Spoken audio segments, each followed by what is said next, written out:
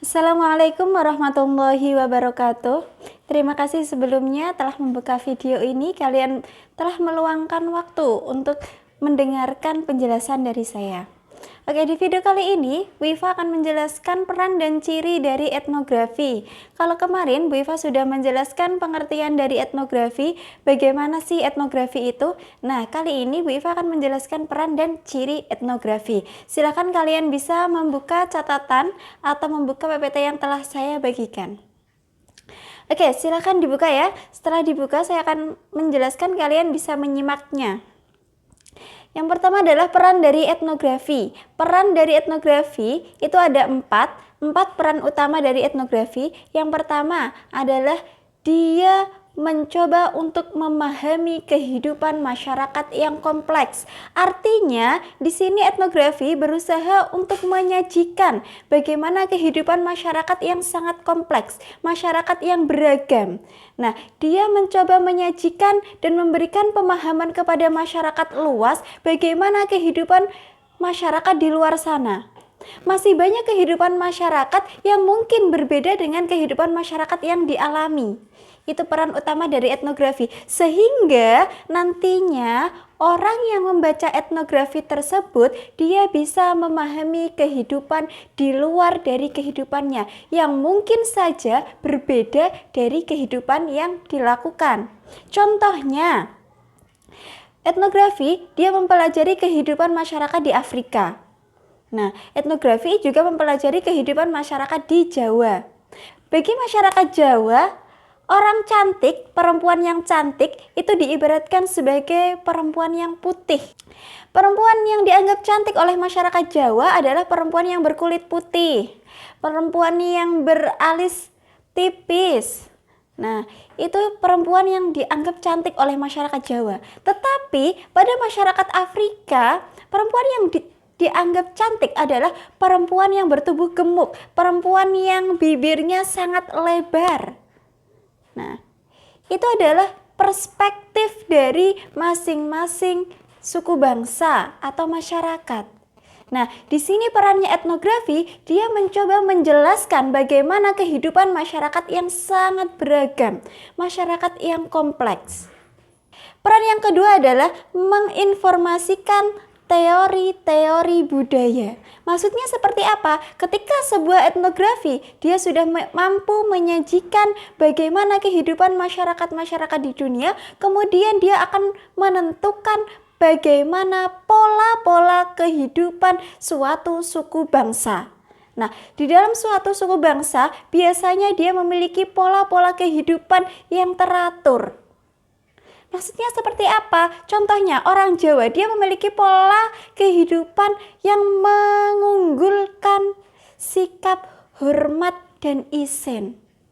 Nah, itu adalah sebuah teori yang muncul atau teori yang disimpulkan dari para etnografer.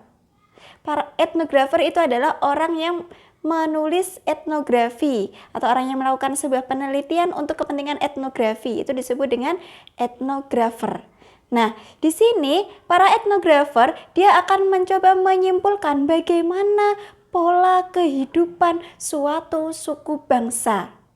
Nah, ketika sudah mengetahui bagaimana pola-polanya, maka nantinya dia akan membentuk sebuah teori, pola umum yang terjadi pada suku bangsa di dunia. Kalau dalam ilmu eksak, teori disebut dengan rumus. Nah, kalau dalam ilmu sosial, termasuk pula ilmu antropologi, rumus ini disebut dengan teori. Nah, kalau dalam eksak kan ada teori Pitagoras, ada teori bangun datar, teori bangun luas, volume tabung, volume kubus, dan seterusnya. Nah, dalam antropologi itu juga ada teori, bagaimana teori perkembangan budaya, bagaimana teori persebaran bahasa, dan seterusnya. Nah, itu peran kedua dari etnografi. Yang pertama, dia menjelaskan kehidupan masyarakat yang kompleks. Kemudian yang kedua, dia mencoba untuk membentuk sebuah teori-teori budaya. Kemudian yang ketiga, Yang ketiga, dia akan membentuk grand theory. Apa sih grand theory itu? Grand theory adalah dasar dari teori. Kalau dalam ilmu eksak, dia bukan lagi sebuah rumus, tetapi sebagai hukum. Misalkan hukum Newton. Nah, kalau hukum itu dia sudah tidak bisa berubah. Kalau teori, dia masih ada kesalahan-kesalahan kecil atau kelemahan. Tetapi kalau sudah hukum atau grand theory, dia sudah sangat mendasar. Contohnya, di dalam grand theory ilmu antropologi, itu mengatakan bahwa manusia itu berasal dari satu gen atau satu manusia. Manusia yang beragam di dunia ini asalnya dari satu manusia yang dipelajari dalam paleoantropologi. Dalam kelas 1 kita sudah membahasnya. Nah, itu termasuk grand theory. Ada teori difusi kebudayaan, ada teori persebaran bahasa. Nah, nantinya dia akan membentuk sebuah grand theory. Ketika teori ini sudah matang, sudah beberapa kali dilakukan uji dan penelitian, nantinya dia akan membentuk sebuah grand theory. Nah, itu peran ketiga dari etnografi. Kemudian peran terakhir, yang keempat.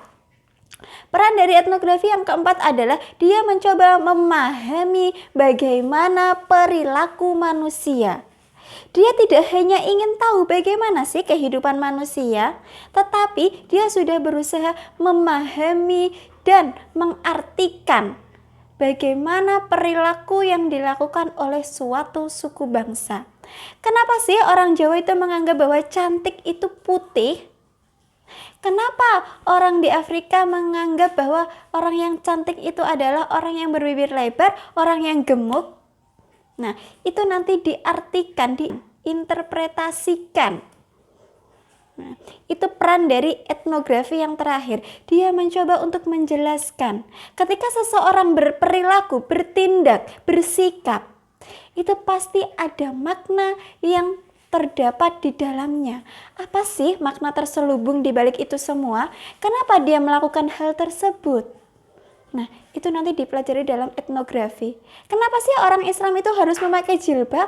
Sedangkan orang Nasrani, orang Kristen, jilbabnya tidak harus tertutup seperti ini. Kenapa demikian? Kenapa sih orang Islam di Indonesia itu lebih sensitif? Kenapa orang Islam di Indonesia itu dia sangat memusuhi orang Nasrani? Dia kurang toleran terhadap orang-orang Nasrani. Apa hal yang menyebabkan hal tersebut? Nah, itu bisa kita pelajari melalui etnografi. Kita melakukan penelitian yang panjang, kemudian kita mencatatnya, kita menganalisis, kemudian kita melaporkan, menuliskan dalam bentuk etnografi. Sampai di sini peran dari etnografi sudah paham? Oke, kalau sudah paham, saya akan melanjutkan pada ciri dari etnografi. Ciri yang pertama dari sebuah etnografi adalah bersifat holistik. Apa sih maksud dari holistik? Holistik maksudnya dia menyeluruh, tidak hanya berfokus pada satu kasus. Dia menyeluruh pada semua aspek kehidupan. Dia tidak hanya fokus pada aspek ekonomi, tetapi dia bisa pada aspek politik, bisa aspek kepribadian masyarakat, bisa aspek sosial, bahkan aspek-aspek yang sangat sensitif, yaitu aspek agama dan kepercayaan. Jadi etnografi dia akan menyeluruh, mempelajari, memahami masyarakat, mengkaji masyarakat dari segala aspek kehidupan. Dia tidak hanya pada satu aspek, tetapi dia pada semua aspek kehidupan. Ketika kita melihat suatu masyarakat, bagaimana sih kehidupan masyarakat di Kudus? Bagaimana religinya atau keagamaannya? Mayoritas orang Kudus dia beragama Islam. Tetapi orang Kudus tidak menyembelih sapi. Apa yang menyebabkannya? Oh, karena orang Kudus punya toleran yang tinggi terhadap masyarakat non-Islam. Agama yang datang lebih dulu dari agama Islam. yang melarang menyembelih sapi. Oh, ternyata ada makna di balik itu semua. Nah, tetapi kenapa orang Kudus juga lebih banyak berjualan? Nah, kenapa orang Kudus lebih banyak berjualan? Yang pertama, karena orang Kudus itu banyak sekali penduduknya sebagai pendatang. Nah, banyak orang-orang Cina. Nah, kemudian yang kedua, ada aspek agama yang mempengaruhinya. Orang Islam mayoritas itu sebagai pedagang. Bagaimana masuknya Islam? Dia melalui para pedagang. Nah, ini juga yang akan mempengaruhi dari mata pencaharian atau ekonomi dari masyarakat Kudus dan juga masyarakat Islam. Yang kedua, ciri kedua dari etnografi adalah mengumpulkan data melalui observasi dan wawancara. Observasinya partisipatoris dan wawancara mendalam. Kenapa dia melakukan metode penelitian ini? Karena ketika dia melakukan observasi, dia menggunakan dirinya sebagai alat untuk mengetahui atau instrumen untuk mengetahui bagaimana kehidupan di dalam masyarakat. Dia melihat, dia mengamati secara langsung, secara detail bagaimana kehidupan di dalam masyarakat. Kenapa sih orang kalau hajatan itu duduknya harus sila? Kenapa kalau orang hajatan itu duduknya di lantai? Dia melingkar. Nah, itu dikaji, dia dilihat, diamati. Makanya dia menggunakan observasi. Dia melakukan penelitian dengan pendekatan observasi partisipatoris. Dia ikut serta. Kenapa dia ikut serta? Agar dia juga merasakan apa yang dirasakan oleh masyarakat itu. Jadi ketika kita melakukan penelitian, kita ikut serta. Misalkan yang kita jadikan sebagai subjek atau informan itu sebagai pedagang. Kemudian kita ikut berdagang. Nah, kita bisa merasakan bagaimana rasanya menjadi seorang pedagang. Nah, itu observasi partisipatoris. Misalkan kita melakukan penelitian pada pedagang, kita mau melakukan wawancara mendalam. Nah, ketika melakukan wawancara mendalam itu bertujuan untuk mengetahui apa yang tidak bisa kita rasakan dan apa yang tidak bisa kita analisis. Nah, kita mencari tahu maksud dan arti di balik perilaku orang yang kita teliti. Nah, itu ciri yang kedua dari etnografi. Yang pertama tadi holistik, yang kedua dilakukan melalui observasi partisipatoris dan wawancara mendalam. Kemudian yang ketiga, dia dilakukan secara bertahap. Artinya para peneliti dia melakukan penelitian secara bertahap, mulai dari pengenalan, kemudian dia mulai bergaul dengan masyarakat, kemudian dia mulai menganalisis atau mencari tahu terlebih dahulu masalah-masalah yang terjadi di dalam masyarakat. Baru kemudian dia menganalisis bagaimana masalah-masalah yang terjadi di masyarakat dan bagaimana kepribadian dari suatu masyarakat tersebut. Itu ciri dari etnografi.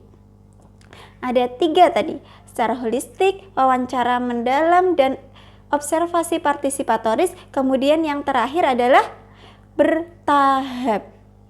Oke, itu penjelasan dari Bu Iva berkaitan dengan ciri dari etnografi dan peran dari etnografi. Silakan jika ada pertanyaan kalian bisa menuliskan dalam kolom komentar.